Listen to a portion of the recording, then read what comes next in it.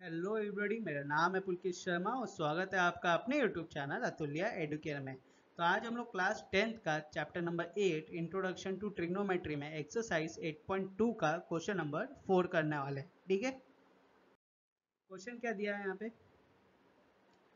State whether the following are true और false, justify your answer. तो यहाँ पे बताना है जो भी यहाँ पे लिखा हुआ है वो ट्रू है या फॉल्स है। ठीक है, सबसे पहला दिया हुआ है कि sine A plus B is equal to sine A plus sine B, क्या ये ट्रू है या फॉल्स है? तो यहाँ पे इसको समझने के लिए लेट्स सपोज कि ए आपका 30 डिग्री है और बी आपका 60 डिग्री है। ठीक है, तो अगर साइन ए प्लस बी लेते हैं, क्या दिया? Sine A plus B equal to sine A plus sine B, यही दिया हुआ है ना। तो यहाँ पे साइन ए प्लस बी क्या होगा? 30 degree plus 60 degree equal to sine A which is 30 degree plus sine B which is 60 degree. ठीक है, तो यहाँ पे sine 30 plus 60 will become 90 degree equal to sine 30 degree will be 1/2 plus sine 60 degree will be √3/2। तो यहाँ पे sine 90 degree will be equal to 1 equal to यहाँ पे 2 1 प्लस √3। तो दोनों इक्वल है क्या? इक्वल नहीं है। इसका मतलब ये क्या हो गया आपका? ये हो गया आपका फॉल्स। ठीक है, समझ में आया?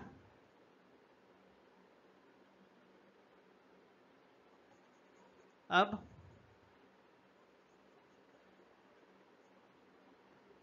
नेक्स्ट क्वेश्चन देखते हैं।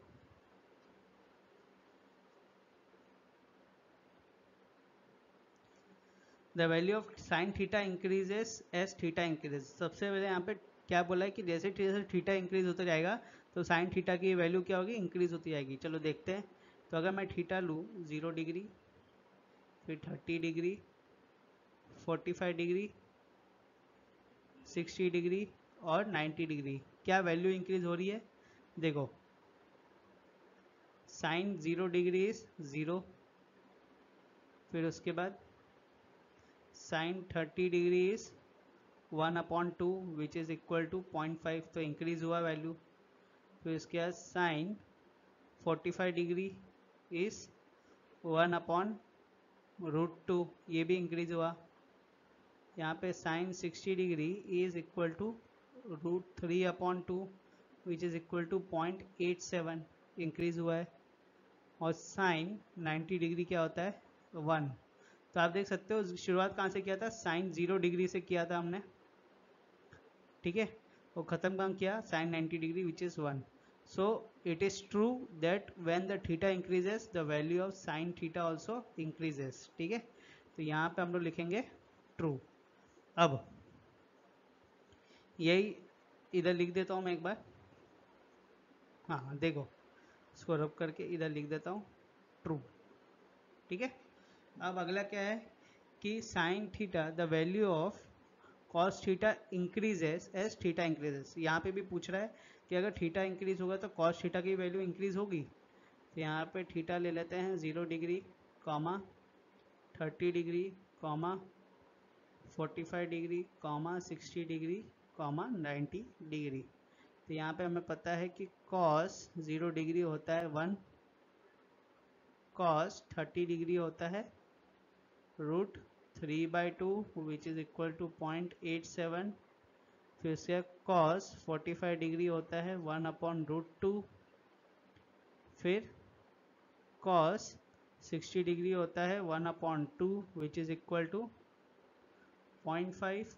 और कॉस 90 डिग्री होता है 0। तो आप यहाँ पे क्लियरली देख सकते हो कि जैसे जैसे थीटा की वैल्यू इंक्रीज हो रही है वैसे वैसे कॉस थीटा की वैल्यू क्या हो रही है?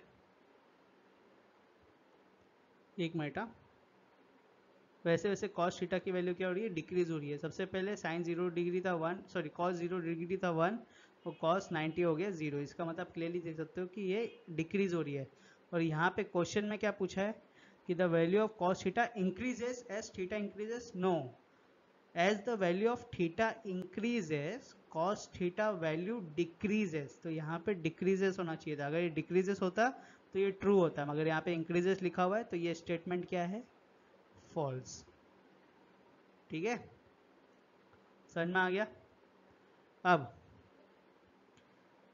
Sine theta cos theta for all the value of theta equal है, नहीं, क्योंकि हमें ये पता है कि साइन जो 0 डिग्री है वो क्या है, 0 है, और यहाँ पे साइन 90 डिग्री क्या है, 1 है। तो यहाँ पे आप देख सकते हो शुरुआत में ही कॉस 0 डिग्री 1 है और साइन 0 डिग्री 0 है, तो ये इक्वल नहीं है सब थीटास के लिए। ठीक है, तो दिस इज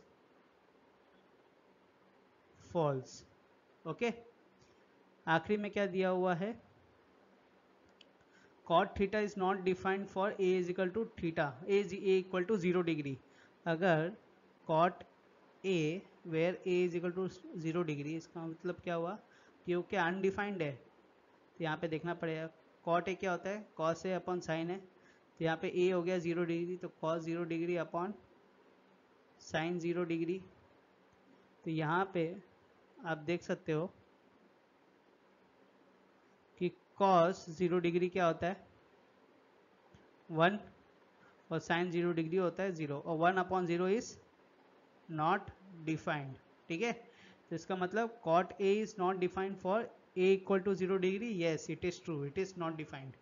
ठीक है, और इसके साथ आपका एक्सरसाइज 8.2 का क्वेश्चन नंबर 4 पूरा होता है समाप्त। ठीक है, और इसके साथ आपका एक्सरसाइज 8.2 का हर एक क्वेश्चन हो जाता है समाप्त। ठीक है, पूरा एक्सरसाइज 8.2 हो चुका है आपका खत्म, और इसके साथ एक्सरसाइज 8.1 और 8.3 भी हो चुका है खत्म, बचा है सिर्फ 8.4।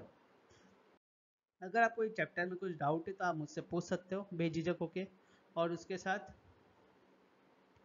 अगर आपको लग रहा है कि जो आप पढ़ रहे हो यहाँ से आपको फ़ायदेमंद दे रहा है, तो सपोर्ट करने के लिए इस चैनल को करो सब्सक्राइब, इस वीडियो करो लाइक शेयर, बेल आइकन दबाओ फॉर न्यू नोटिफिकेशंस। मिलेंगे अगले वीडियो में, जब तक के लिए हमारे टेलीग्राम में एक ग्रुप है जिसका नाम है अतुल्य एडुकेट, उसको भी जाके आप ज्वाइन कर सकते हो। ठीक है, चलो बाय।